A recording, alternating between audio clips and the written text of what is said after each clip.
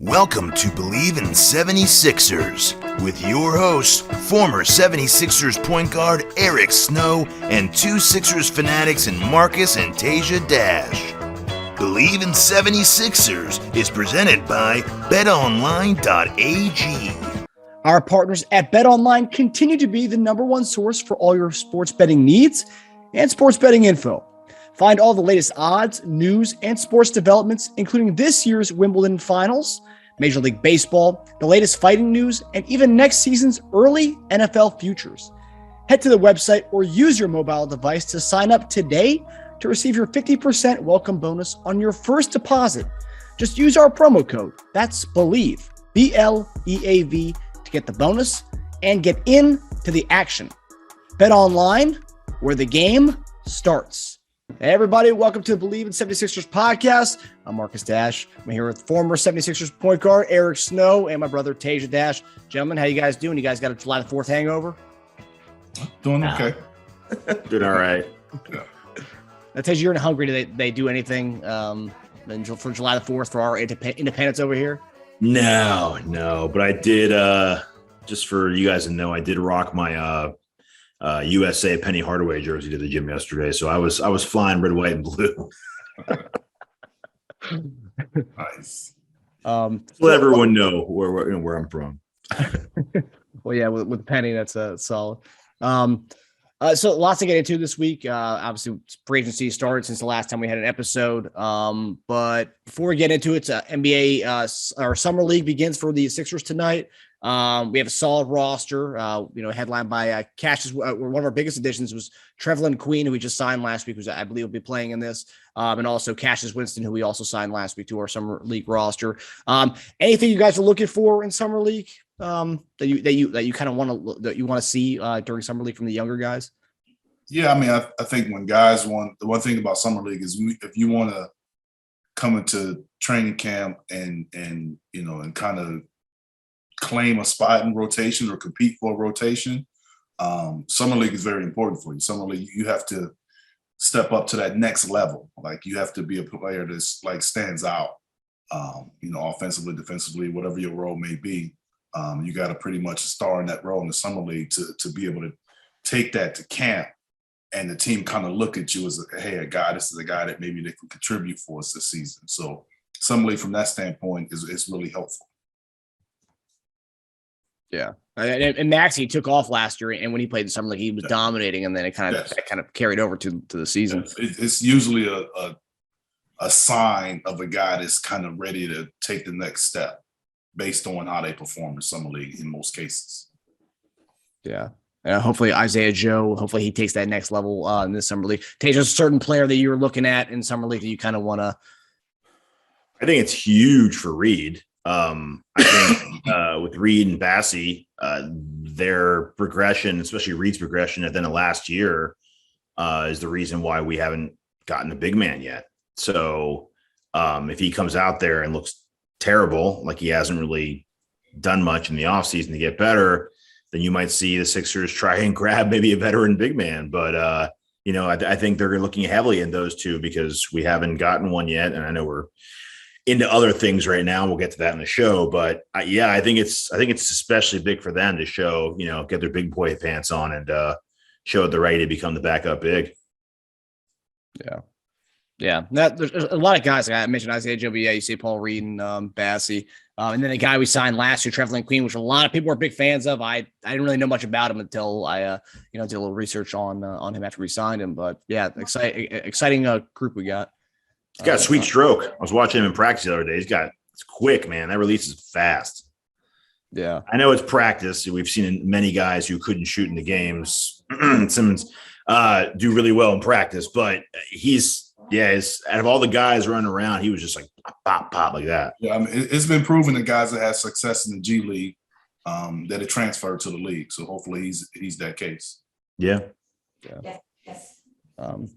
Okay, so first topic tonight. Obviously, we had a lot of off-season acquisitions last week. We haven't really gotten to speak about, but Daryl Morey's kind of been facing some criticism from some of the fans who were saying that the Philadelphia Rockets, Daniel House, PJ Tucker, obviously James Harden's acquisition last year.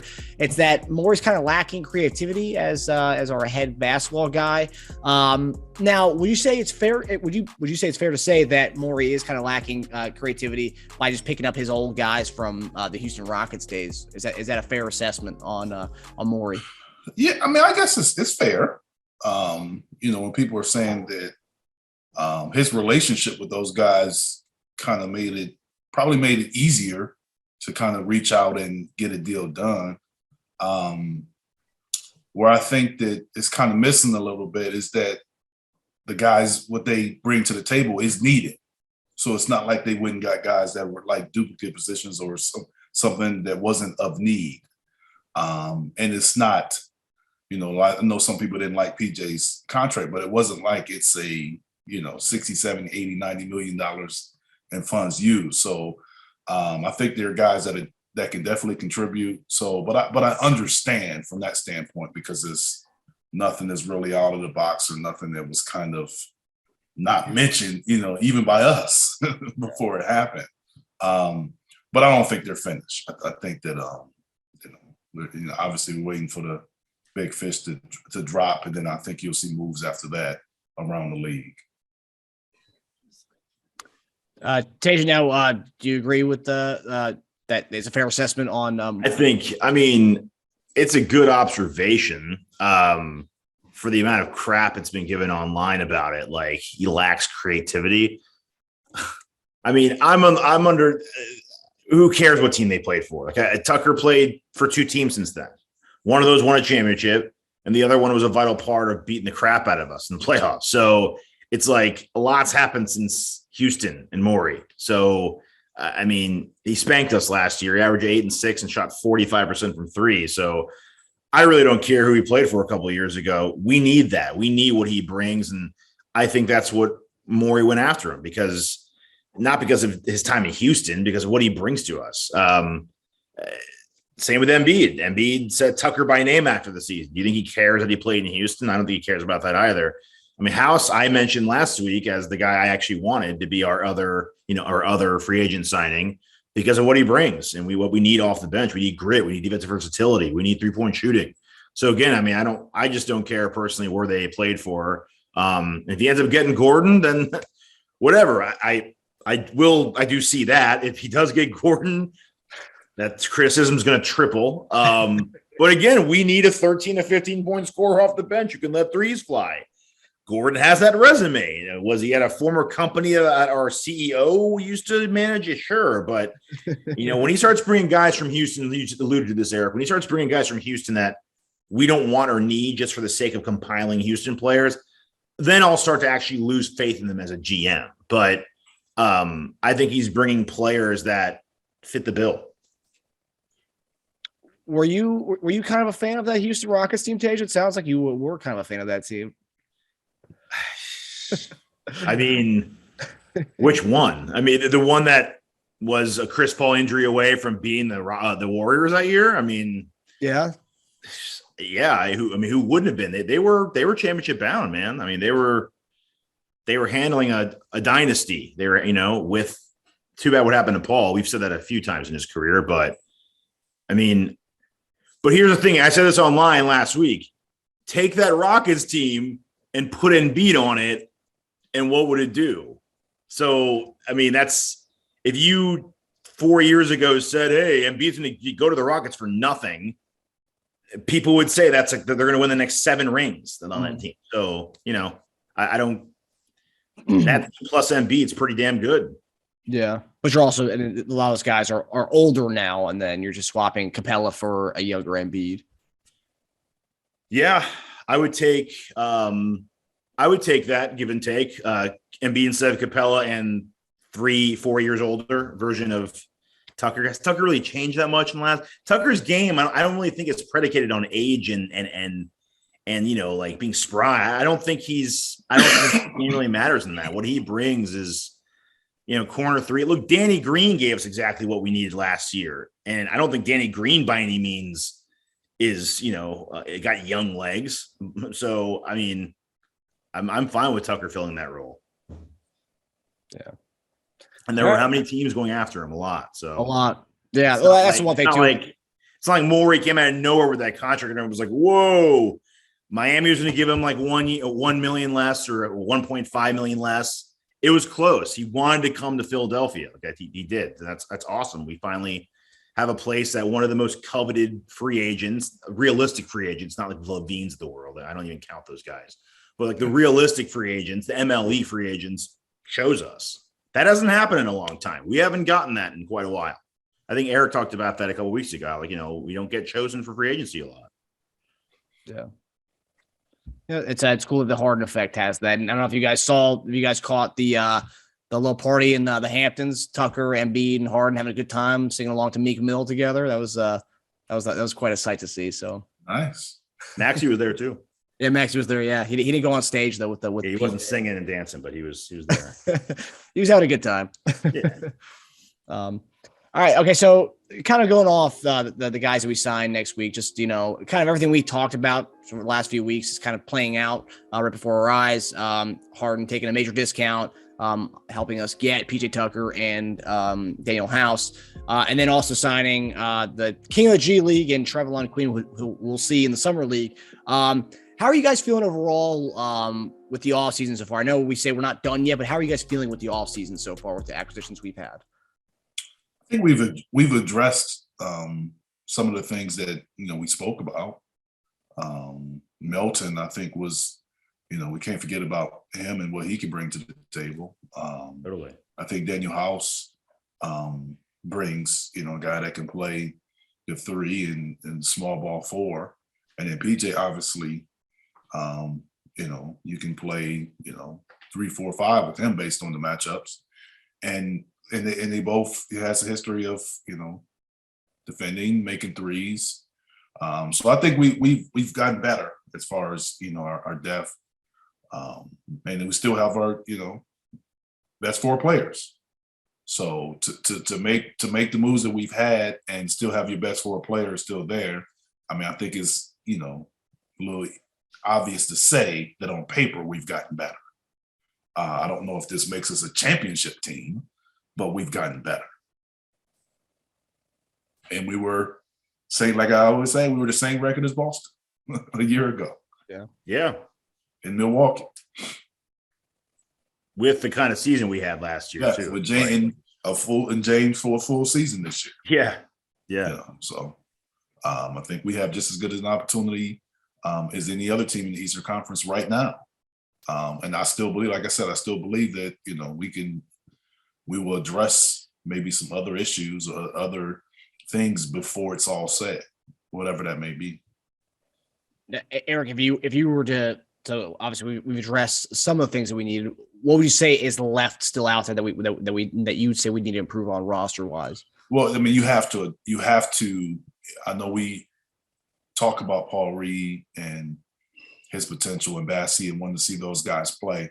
But I do not see them going into the season without some form of a veteran big. You want to bet big. I just think they're going to have some form of it, whether it's a trade or I'm not sure if it's any free agents out there. Maybe a trade or something happens. I think they address that. As much as we all love Joel and how important he is to our team, he does have a history of injuries that you have to be prepared for going into a season. Teja, what are your thoughts on the acquisition so far? I showed my hand a little bit in my last answer. I love it so far. I mean, the numbers haven't come out yet for Harden, but they're saying about 3 or 4 year deal, averaging like the mid 30s. I can't say enough about Harden, and I know there have been a lot of people giving him tons of credit, but there's also a group of naysayer haters out there that have been saying Harden's getting way too much credit for this, pump the brakes. This really isn't a discount because he's going to get a bunch of years in the deal. But look, to everyone that says those things, he didn't have to do this. He could have just opted in. If he only cared about himself, he would have opted in. Philly still would have gave him an extension after that. Unless he completely collapsed next year, he'd still get an extension and he would have gotten that $47.5 million. Especially, think about this. No one even talks about this. Let's say he did a 1-year deal. Let's say he did the opt-in. He played his ass off, like said, you know what? I'm giving it all this year to get my last payday. And then said, hey, I'm back to being a top 5, 10 player again. Look at my stats. Pay me like one. I want that 3-year extension for like 200 million, 250 million. I'm that guy again, right? You said if I'm him, then pay me. What would have happened? Morey would have done it. Because if he looks that way again, he'd feel inclined to. Philly would kill him if he didn't pay the guy who looks like Houston Harden. So you'd have to do it. But he didn't do that. He was a man of his word. He said he's committed to winning and doing all he can to make this a winning team. It shows he just wasn't trying to run away from Brooklyn. He really wanted to be here. I mean, as many as crying wolf as he's had in his career, he was honest this time. And I want to ask this to all Harden haters, and even you guys. I know you guys aren't haters, but you guys can maybe answer this too. How many players in the last, let's just do 5 years, have done this? Opted out of a bigger payday in order to take a deal for about 15 less annually per year. I can't think of any. That's more of an NFL move, really, than like you've seen Brady take these pay cuts to make sure the team around him was good about it. You never really see that in the NBA. There you go. Your example was Brady, the most famous version, the most famous player doing it in like all sports. Yeah, it happens in NFL because you're able to restructure your contracts. But in the NBA, a guy has to be a free agent for it to happen.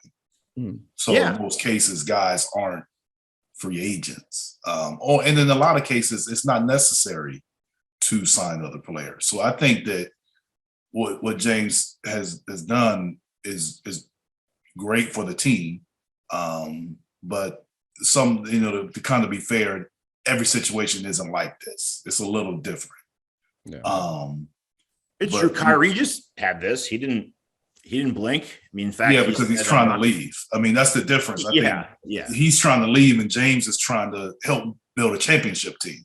Exactly. Well, that's what I'm saying. I mean, it's no different than, you look at a guy like LeBron James. LeBron James has took less money tons of times. Yeah. When he's going to teams, it was his idea half the time. Though. That's what I'm saying. Like he's done it. He's never he could have and should have been the highest paid player for a while. Could have. He might have had to wait a few more years to get that ring, though. He did that. Yeah, I'm just saying, but he did it. But he did it to win. Yeah. So I mean, it's been done. I think if I had to point to a situation, I think Kevin Durant took less to win when he went to Golden State. Expedite that winning process again. He was like, you know what? Guys, when they do it, it has to be some incentive. Yes, for them to do it because that's a lot of money, man. It is a lot of money. I think we talked about this a few weeks ago, and you were more of the belief of saying like, I think you said something like, I don't see James doing this kind of thing because it's not very common, right? And he didn't have to do it, and he still would have been here, right? And guys say they want to help win and take more money all the time. It's very common.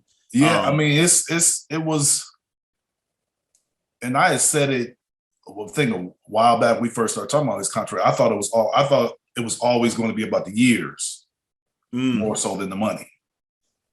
And I still believe that. I still believe it's the years. I still believe it. I believe that the reason why it's probably taking so long is James probably won a fourth year. I've heard different things about that too. I've heard the fourth year is partially guaranteed, something like that. Which it's fine. I mean, and the rumor at first was he was going to opt in, and then they were going to do a 2 or 3 year extension on top of that for less money. But this is even like a step further in that other direction where it's like, man, like you came through. I mean, he like it takes you name like players like LeBron and Durant. They're guys that at different points of their career hit crossroads, and they were like, if I don't do this right here, right now, I might not win for like a few years or maybe not at all. Right. So it takes that self-awareness and maturity to be like, this is it, man. And I think maybe last year humbled him to a certain degree, James, where he's like, I'm not the player like I was, admittedly. And maybe I don't deserve the 50 plus million starting contract. And if I want to win and get rid of all that stigma, get my boys here, I do need to take less. So I'm not like announcing him the Lord Savior of the NBA by any means. He's had plenty of bad stories too, but I just want to give him credit where credit's due. He has done everything he said he was going to do. The last thing is showing up in great shape and looking somewhere in between last year's Philly and Houston Harden. And if he does that, then, we are, I think, that championship team.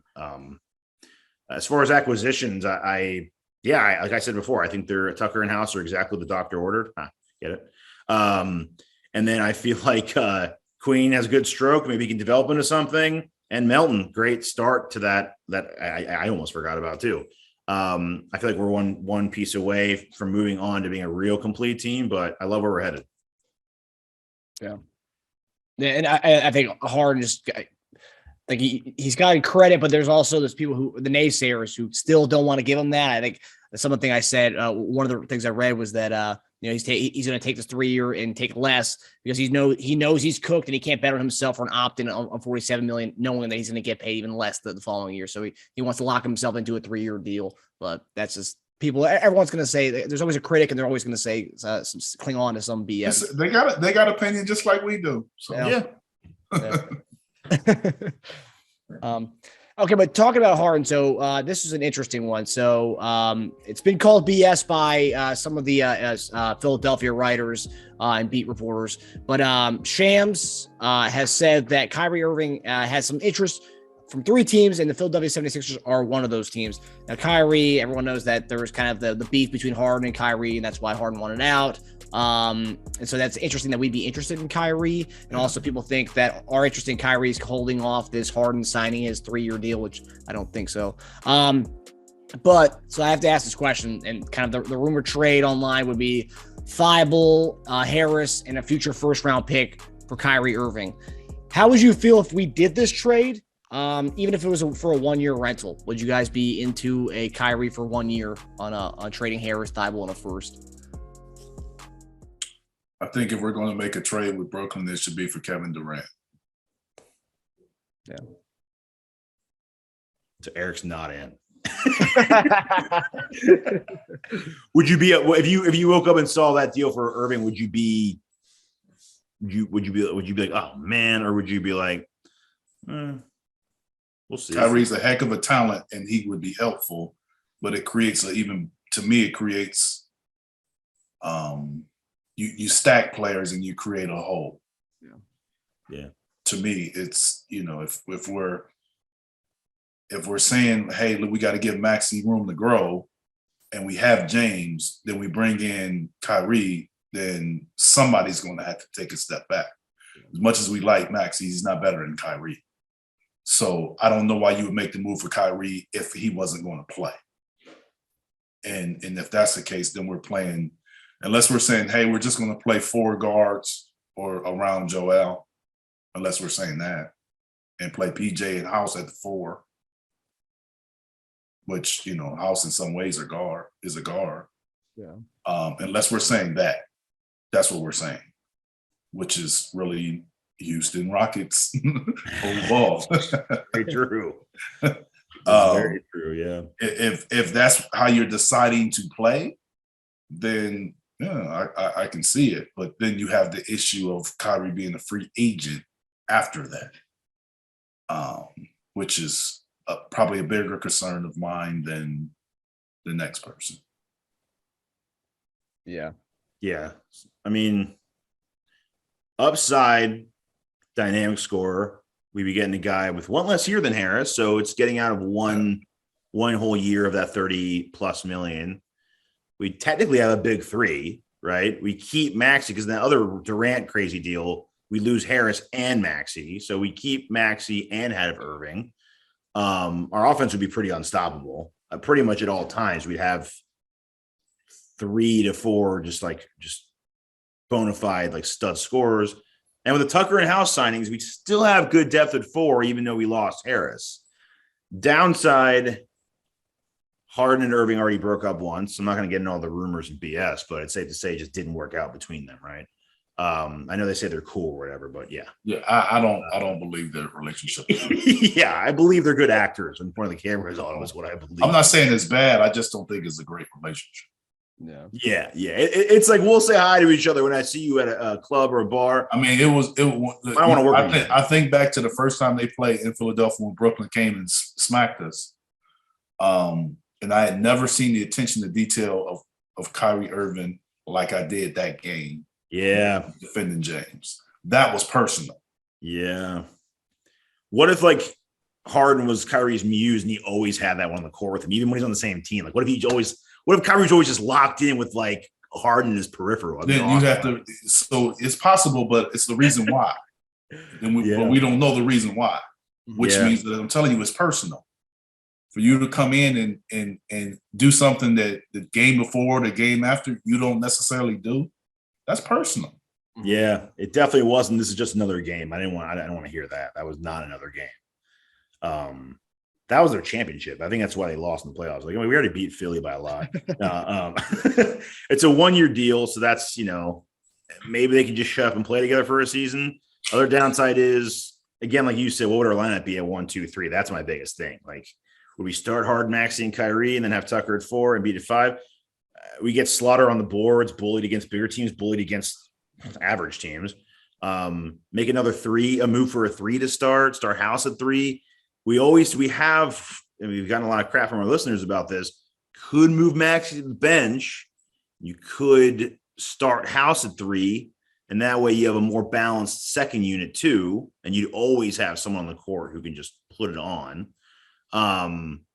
But yeah, I think it would definitely come with a lot more questions, but Morey in his career has always been a guy who doesn't really care about questions. He sees a really talented superstar and he's like, why not? Do it for 1 year, try it. If not, we could do a sign and trade next offseason to the suitor that wants him. And if it works out, then hey, they'll re-sign here. So I mean, I wouldn't. He tried it for a season. I guess I wouldn't hate it, but I think there are better fits for us. Yeah. And the thing that I take away from this is the fact that our Philly reporters said that we have no interest in this at all. So the fact that it's coming from a national guy and our guys who have ear to the ground over here in Philadelphia, I think I'll take that. So we have no interest in Kyrie. So I hope that's the case. Yeah. All right. So our next topic. So this is interesting. I just want to get your guys' opinion on this, but a lot of people are kind of concerned as to what the PJ Tucker and Tobias Harris, how that lineup will be. So my question is, who's going to be starting at the 3 and the 4 between Tobias and PJ Tucker? And that's saying if Tobias is still on the team, which I think he will be. But who's going to be our small forward? Who's going to be the power forward when coming to lineups between Tobias and PJ Tucker? Because, Tobias has gone before in the last few years. Has done pretty well. And Tucker's kind of played all over the place. So who would you say, if you were to make the lineup today, who would be the 3 and who would be the 4 to Tobias and PJ? I'm going to make Teja a little disappointed right now. Thibault? I'm kidding. And it's going to be Harris and Thibault that's going to start the 3 and 4. Really? Yeah. I was kidding. You're serious? Wow. Okay. So why would you bring PJ off the bench? Because I think he can come in, and I think he's a more serviceable guy off the bench because he comes in being able to play multiple positions and sub in for different guys. I mean, there could be times where he can come in for Joel. But I just think that with the addition of House, I just see Tucker playing more 4 than 3. And Tobias playing more 4 than 3 because of that. And I think with House and Melton, I don't think they play as much 3 as maybe we've kind of talked about them doing. So that's why I think I think Tobias could end up playing more 3. I don't know if you start him there. What about like closing lineups though? I mean, they're both going to be on the closing lineup. I don't think that Thibault's in your closing lineup. I think that you're either Tucker, Tobias, or Melton or House. I think those are going to end up in your closing lineups. But if you don't start Thibault, I'm not sure how the role would be. I think his role for what you're asking for him to do, Tucker, starting right? him, Tucker? Thibault. Okay. Starting him is probably the best thing to do because it puts him in a situation where he can defend the best perimeter player, and James and Maxey don't have to defend. And it's probably the lineup where he's going to get the most shots. I know some people probably don't want that, but I think that's a situation where if he's making them, you ride with him. If he misses, then boom, you can take him out. You kind of know how the game is going. But I think if he comes in as a reserve and you got those mixed lineups, and now you could have him in there with one or two shooting options, and it kind of messes, to me, is the rhythm is different. I think it starting him, I must say, kind of puts him more in his role of how you see him as a player, a true 3-and-D, and that's what he's kind of seen more with the starting lineup. It's defend, shoot a corner three. You got it going, this your game. But I think when you change those lineups, it changes the role a little bit to me for Thibault. But I think his role is more defined in that starting lineup. And so I just think, but I also think Danuel House and Tucker will be better reserves. So for you, it's less about Tucker. It's more about keeping Thibault's role. It's not necessarily Tucker. It's just how do you get to maximize all of those guys? I think if you got all of those guys who some can play together, some can't, but I think you still have to maximize those guys. Like we're adding Tobias in with those guys. Tobias is not a reserve player. He's a starter. Yeah, he's a starter. So he's not in there. So it's really, to me, about Tucker, House, and Thibault. And how do you maximize their role? And I just think for a guy like Thibault, I think his role would be more defined in the starting lineup at the three with those two guards that we have, and more defined because he's basically a catch and shoot three from the corner and defender.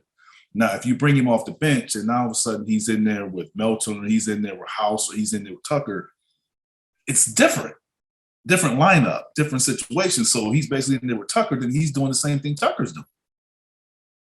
He's doing the same thing House is doing. And he's playing with those guys. They're basically the same players. Mm-hmm. So, but when he's playing with the starting lineup, he's the only guy that's like that. But wouldn't Tucker also be that in that same lineup if he's in there instead of Thibault? He'd also be the D and corner three guy, right? Yeah, but I don't see Tucker as a three. I know you all do. I don't. Not anymore. I see him as a four. Yeah. So in closing lineups, I think he's a spot three. I don't think he's a full-time three. Yeah. Because it with our team, a three may have to defend Trae Young. Tucker was guarding Harden in that series, though. Trae Young. I'm just saying Trae Young. I'm just saying like those guys are different now.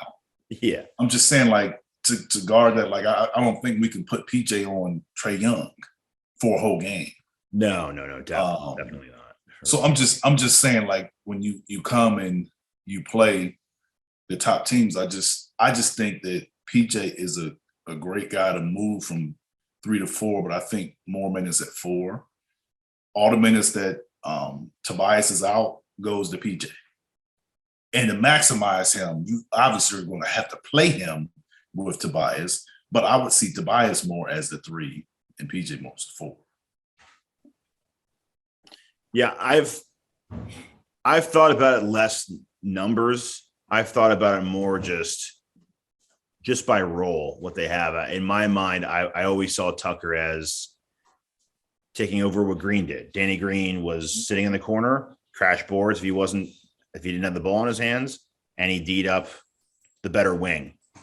I just see that as Tucker's role. I think Tucker, Harris, and House are all pretty, like, they're hybrid forwards. I've seen I've seen Tobias guard DeRozan for like the majority of the game and do a great job on him.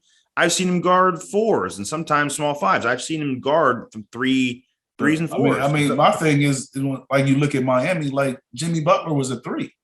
That's who was the three on that team. Yeah. And they had two other guards. And Tucker could guard Butler for the majority of the game if he was starting at three. I'm just saying, but Jimmy Butler was the three. So you have the ability to have Jimmy Butler guard some guys. So it wasn't like you come in. So now we're saying make him the three. Like, I don't see that. Even when he was with Milwaukee, Middleton was the three. You know what I'm saying? Like, he played in some three. But if I remember right, to the Milwaukee series, like he was struggling a little on those switches a lot when they were going to Trae Young and a lot of those guards. They're like I don't think it's a full time. I think he can switch out, but to ask him to do that all the time, that's not how I view him.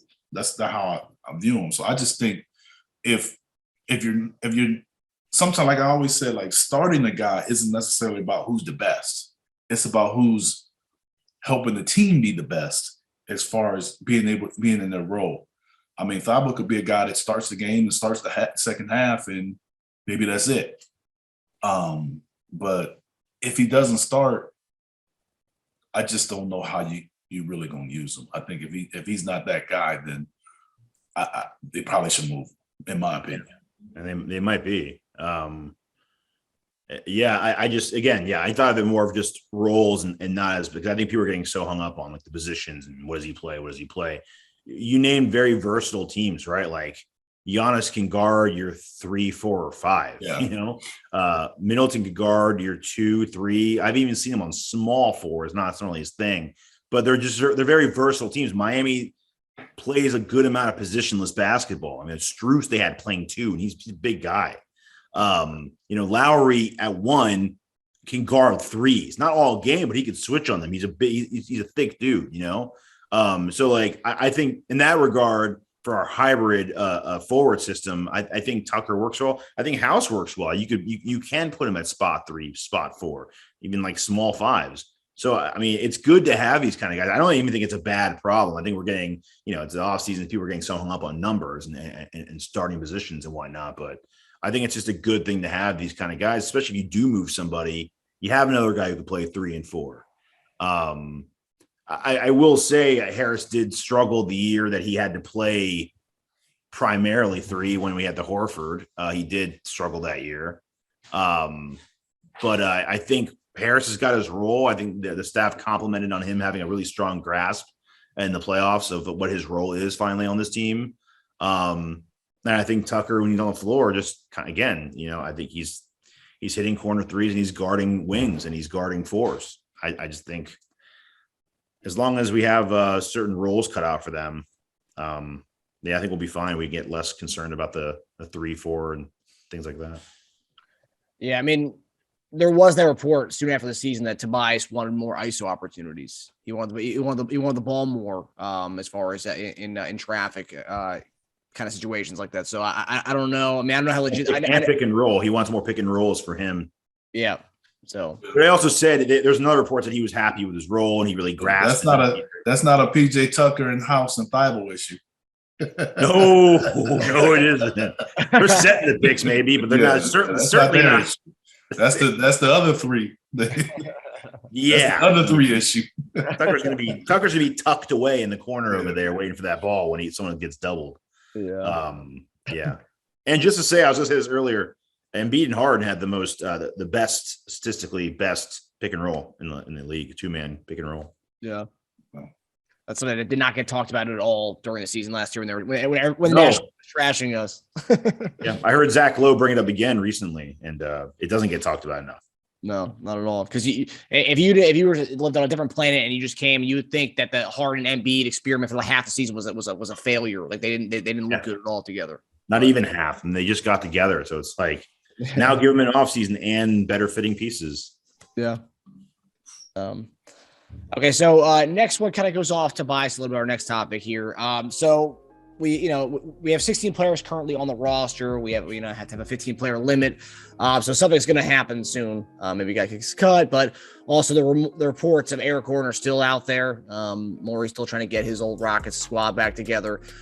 So there's two ways that I've read online that this could happen. So one of them would be sending out 4 depth pieces: Thibault, Furk, Niang, and Joe in a deal to get him.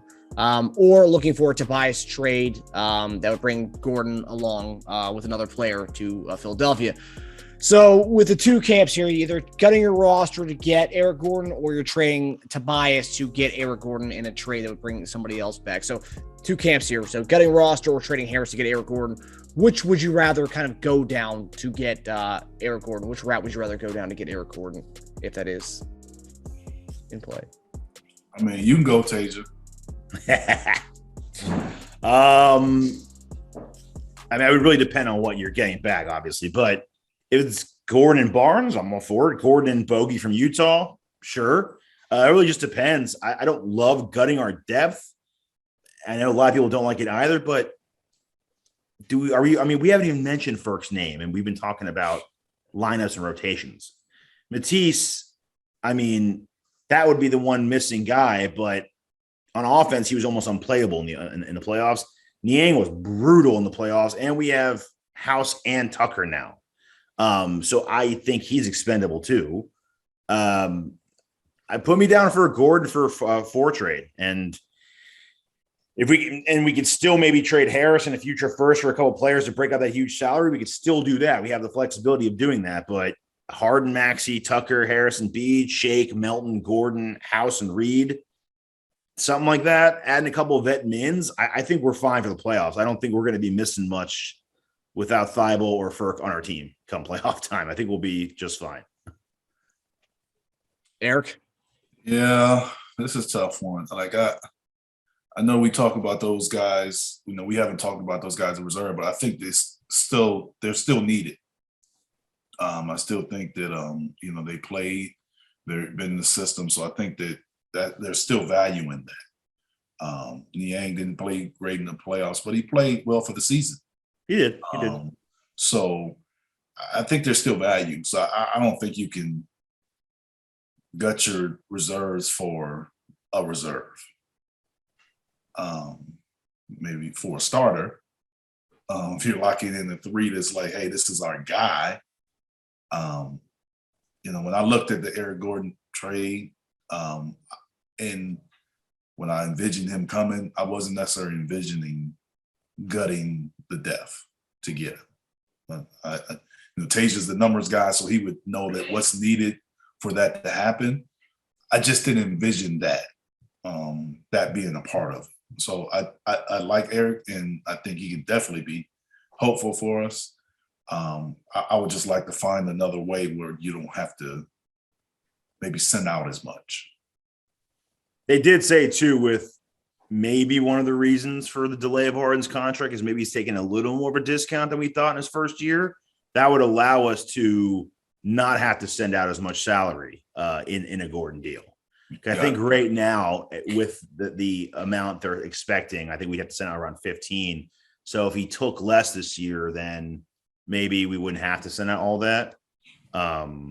So yeah, obviously Thibault would be a guaranteed to go because that's probably what the other team would want. Furk, I wouldn't mind. Niang, I would probably keep between Furk and Niang, to be honest. Yeah. Because, I mean, Eric Gordon's taking all of Furk's minutes. So it's like Niang's only guy that we wouldn't really have in that trade a replacement for. But, there's guys out there for vet mins. Jeremy Lamb, for instance. Who knows what he's going to sign for in the end. Yeah, we do this trade for Eric Gordon. I mean, it's like a night and day from our bench last year to this year. I mean, if we get Melton, House, Gordon off the bench, I mean, that's nice, man. And then pretty nice. And if we keep Teese and we have Tucker, we have luxury of either going one of those two coming off the bench as well. So that's a pretty good 9 deep right there. And I mean, when people see that, you'll be amazed at how many guys will take a minimum deal to be a part of it. If they kind of see that, hey man, I liked what they're doing and they got a shot, especially on the 1-year deal. you'll true. see guys that'll come and take that 1-year deal and be a part of it. Yeah, at some point, money's going to dry up, right? So you're going Yes. to take either a little more than minimum to be with a lottery team, or you're going to take a minimum to be with a team that's going places and they're having fun. It's like, And it depends on what year of service it is and their minimum, how much their minimum is. yep, that's true. That's also true.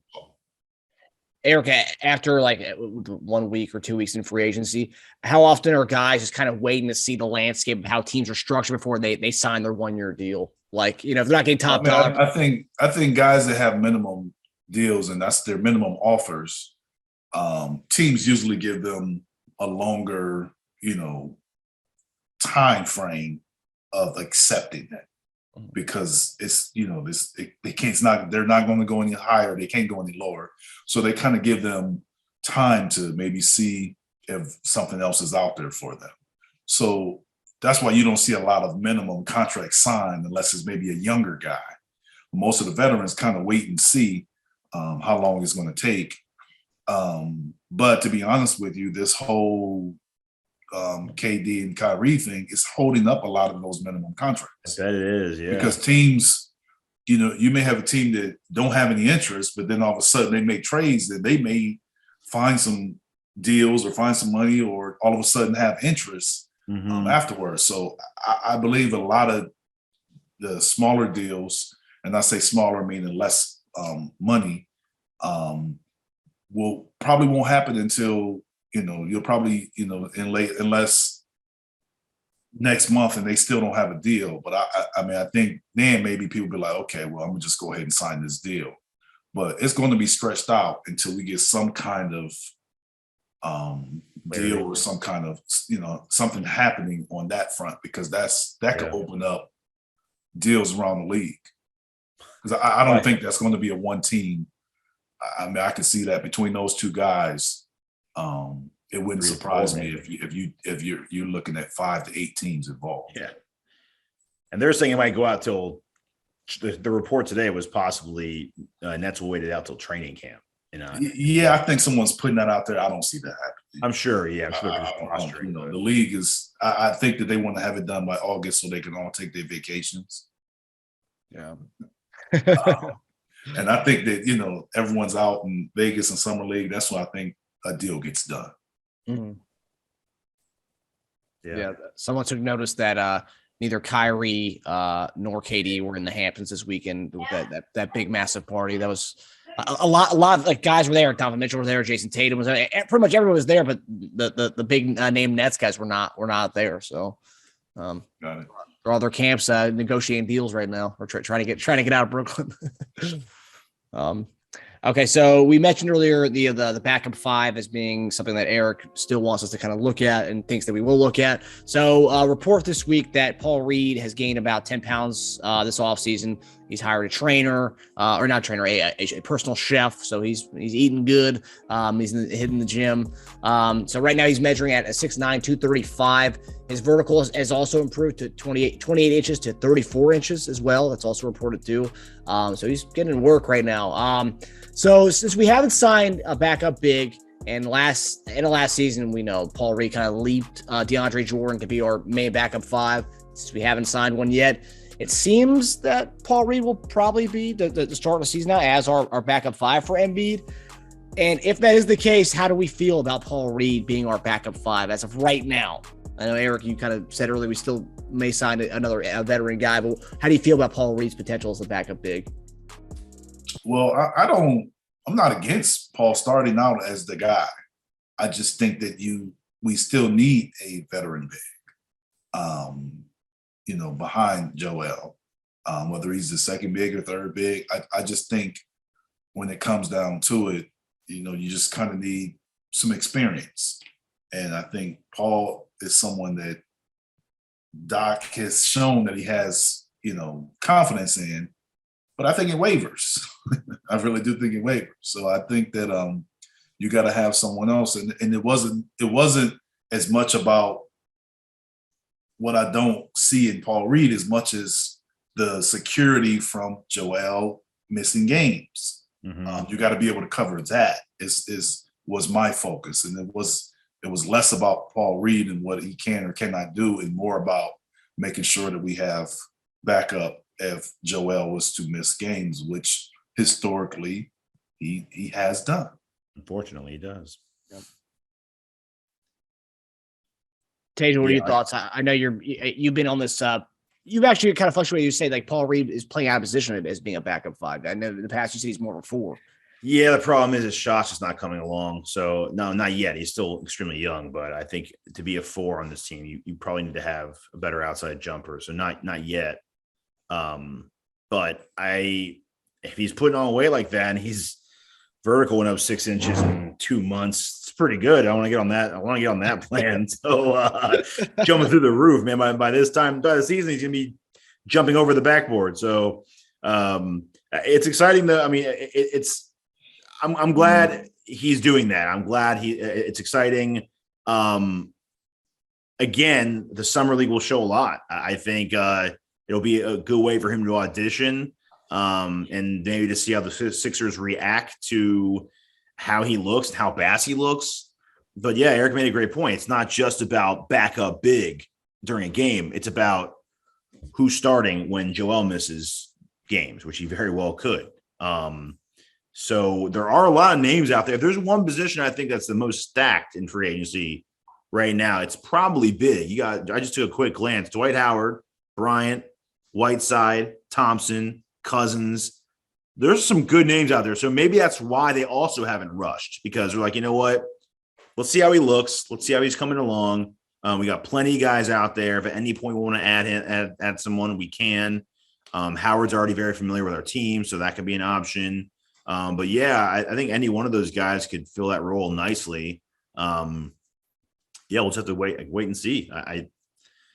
Yeah. But again, especially if we're going to make more moves, we need to see what else we need to pick up too. So right now, we're trying to stay probably flexible with what we're going to pick up afterwards. Yeah. I'd love to have Dwight Howard back. That'd be fun to have him back. I mean, he really enjoys time. But he does too. Yeah. Okay, so final topic tonight. We started the show with talking about the Philadelphia Rockets, which that's what everyone's calling our team right now. So Patrick Beverley, who played for Doc, played for the Rockets from 2013 to 2017 with Morey in Houston. He's also been a big James Harden supporter on all of the hot take shows, First Take, and all of them. So he was involved in the Utah trade for Rudy Gobert, and there's reports from some insiders out there that he may be a buyout, that Utah actually may get rid of Patrick Beverley. So naturally, with us signing all the former Houston Rockets players, I have to ask the question: would Pat Beverley be a good signing for us? And do you think he would fit with our squad, being a bench reserve guy for us? Yeah, I think he would fit, and we can keep him from other teams. Very true also. So I think that it's a need. It's a need for a guy like that. You know, he can come in and be a spark plug and defend, and he's made some shots. I mean, he's been on successful teams. You have to give him credit for that. So he's helped teams be better. But yeah, I would say, you know, it's definitely worth getting a guy like that. I mean, you could help your team. For all the teams that missed out on getting a dog in Tucker, I know they're not the same position by any means, but Beverley is a decent consolation prize for a good attitude player you want on your team, right? Like a good locker room guy to have attitude with. And I know Utah hasn't indicated they're going to buy him out yet, but yeah, I don't see Utah keeping him. Yeah, I mean, they're probably going to try to float him out there, and they're just trying to get draft capital. They blew it up. They blew it up already, so probably just going to see if they can get anything for him at this point. I maybe see that being like an in-season buyout, possibly. And who knows at that point, everyone just has their vet mins for the most part. I don't think Beverly's just going to go to some random team. I mean, he said amazing things about Philadelphia, and he loves Harden. So I could totally see that. Could you imagine the amount of dogs and pesky, annoying defenders we'd have with Melton, House, Tucker, Beverley? I mean, teams would hate to play against us every game. We would just be the most annoying team of all time. I've never seen that amount of annoying defenders on a team before. Yeah. I've probably seen a team like that, but yeah, success, a good one. Yeah. Yes. Multiple teams like that. Yeah. One was in Philadelphia and one was in Seattle. Yes, I know what you mean. Yeah. That's true. Yeah. But I get what you're saying, though. But with Tucker and Beverley, it's not just good defenders. It's like it's that whole like stick your nose in their chest, flop backwards, make a big scene, get the crowd up, doing all that stuff. It's just like, it would be really entertaining. I mean, every game would be extremely entertaining to watch. I'd love to see that just for the pure, just to see a couple of those guys on the court at the same time, and then with Embiid at 5. Gotcha. You probably get national pundits actually talking about defense again, and our team would definitely provide with those two dudes alone. Yeah. And then if you keep Matisse around, dude, you forget about that. If we still have Matisse on the roster, that's true. He's there. Yeah, man, Teja's guy. Beverley. Let's do this. Beverley, Tease. Beverley, Melton, Tease, Tucker. Let's go small ball house 5. House 5. You're throwing House there at 5. Like that's like he's like he's like 6'6". Like he's like a shooting guard. I've seen him play. He did it with Houston. He plays small ball 5 sometimes. Yeah. It's real small, but with that team on the floor, offense might not even get the ball across the floor. That's not what we're envisioning here in Philadelphia. Just for a couple minutes, it'd be fun. Yeah. These guys all bought into the Philadelphia Rockets, man. Hey, man, I already got a T-shirt coming. I'm kidding. I don't. I'm waiting to see what else they do. Get Gordon first. If we get Gordon, I'll get a Philadelphia Rockets T-shirt. Oh my goodness! Someone made the logo already. It's the Sixers with like the Rockets font and like the old school. It looks kind of cool, actually. It does look cool. If you make the Rocket a bell, that'd be pretty cool. Oh my goodness! Yeah, Eric likes that. That's a good idea, man. Yeah, I will not wear it though. Yeah, you will not ever see me wearing that. Bleav In 76ers, slap that on there with the bell as a rocket, dude. If an artist out there makes that, I'll see what I can do. I'll see if I can throw it in there with something. Yeah, we'll see. We'll see. But all right, fellas, that does it for us. Thanks for tuning in to Bleav In 76ers presented by BetOnline. We'll see you guys next week as we hopefully discuss maybe Eric Gordon acquisition by that time next week. We'll see. All right, guys. Take it easy.